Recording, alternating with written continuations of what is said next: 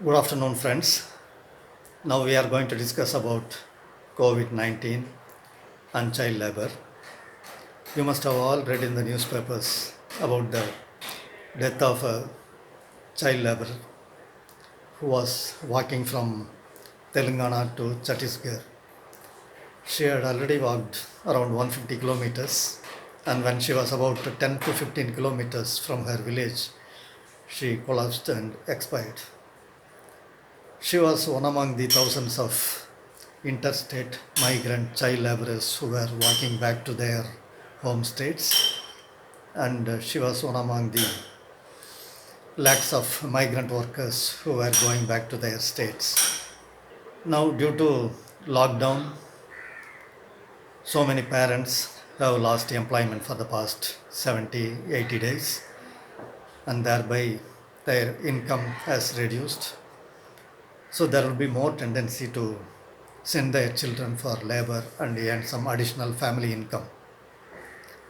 And nowadays, the governments are also relaxing the labor laws. And especially, we have received already notifications from Gujarat, Uttar Pradesh, and Madhya Pradesh.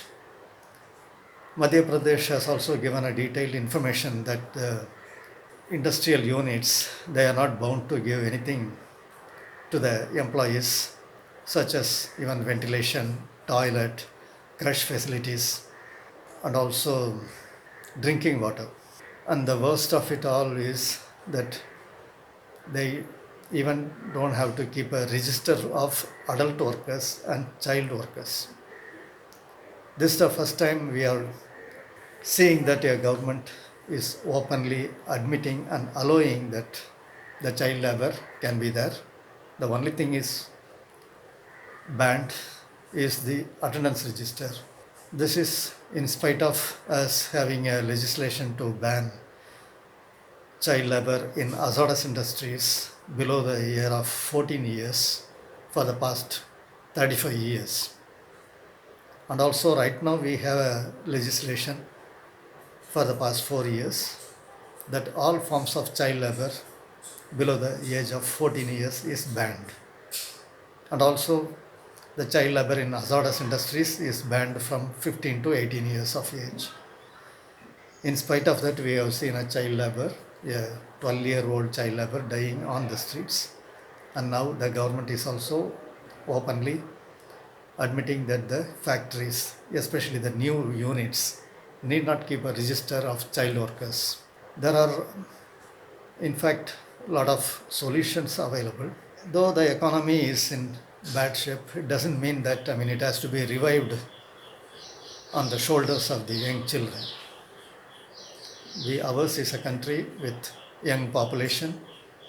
We are proud about that.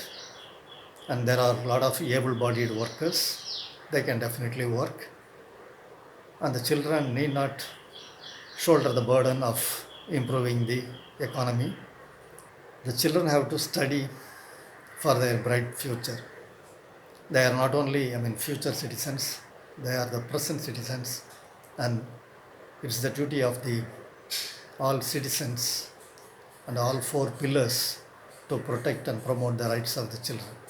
Also, at the district level, we have so many full-time staff in various units to ensure the children enjoy all their rights and they are also protected from all the violations of child rights. There is child line in all the districts of the country. This was functioning well even during the lockdown period.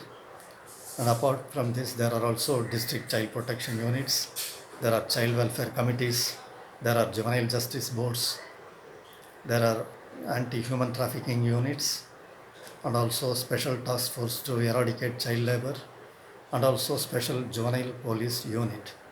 They all can all, converge their services and protect the rights of the children. Because usually, there is no coordination or convergence between these units. At least now we can start interacting with each other because extraordinary times calls for extraordinary solutions. The demand for banning all forms of child labor up to 18 years is not a utopian concept. UNCRC says that any person below the age of 18 years is a child, and also National Policy for Children 2013 also says that any person below the age of 18 years is a child. And right now we are also following the Sustainable Development Goals.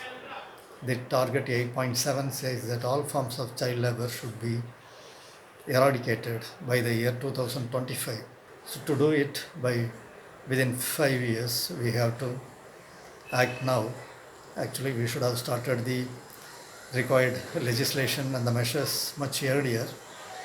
But though it is late, we can start the measures right now and ensure all rights for all the children.